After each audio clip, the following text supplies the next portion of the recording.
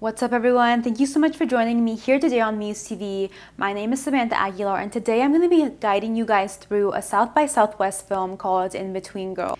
If you guys like the cute Netflix coming of age rom-com films, then Inbetween Girl is right up your alley. So let's get started.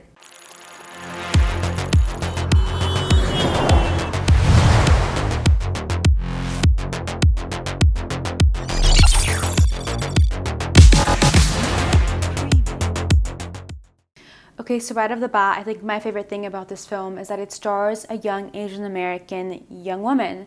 And I love it because I think it's something that we don't always see in mainstream film, in movies, in television. And I think it's time that we start seeing this representation across the board because this is exactly what the world we live in looks like.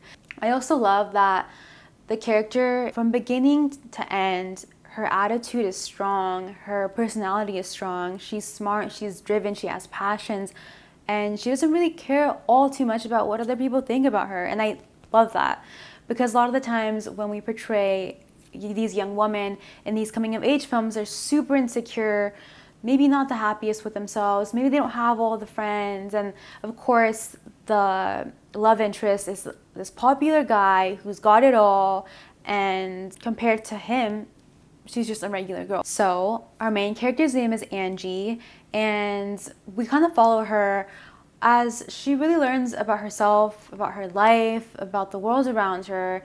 She's in high school, so of course she's going through very interesting times. And I think what I love about this is that it really highlights kind of how we all feel when we're that age, right? We think we know everything, and we feel like everyone is against us, and every little inconvenience feels like the end of the world. We also get to see a little bit of insight into her family life, which isn't very stable. Her parents actually divorced in the film, and she feels like she doesn't have any control over anything. And I think this is something, again, that we kind of touch upon when we're coming of age, right?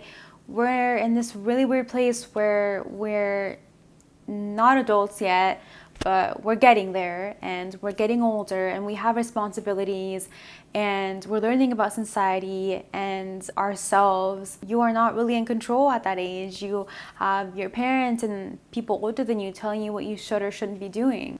So when her parents divorce, it feels like the end of the world. And so I think that's kind of what leads her into her love interest, right? She wants to do something that she wouldn't normally do. She wants to be her own person, be individual, feel like she doesn't need to lean on her parents. She wants to do her own thing and explore herself and learn about herself. So here comes a love interest. And although it's this really cool, amazing, special thing at first, as always, things take a turn, and it's not necessarily what she thinks it's gonna turn out to be. So of course, when things start to go south is when she starts finally focusing on herself, on who she is, on where she wants to be in life, and who she's becoming. When you're that age, you always feel unheard, you always feel unseen. Sometimes you feel like no one really cares about what you're going through. A lot of the times, you kind of just fit into other people's lives, and you're not really sure where you belong. I think another big thing about this coming of age and trying to figure out who she is her Asian American identity. She is biracial, she's multi-ethnic. Living in the city that she lives in, going to the school that she goes to, she doesn't see a lot of people that look like her. She doesn't always feel represented. And so she doesn't know who she should be. She doesn't know if she should lean towards her Asian roots or if she should stick more to her American side. And she looks Asian, but she doesn't always embody every single Asian tradition and value. At the same time, she doesn't feel like she's fully white, and in society, she doesn't feel represented. At her school, she doesn't feel represented. So it really is all about Angie and how she's making her way through high school, how she's trying to figure herself out and who she wants to be. And it's actually a very endearing movie. I think a lot of us can watch it and kind of see ourselves in her.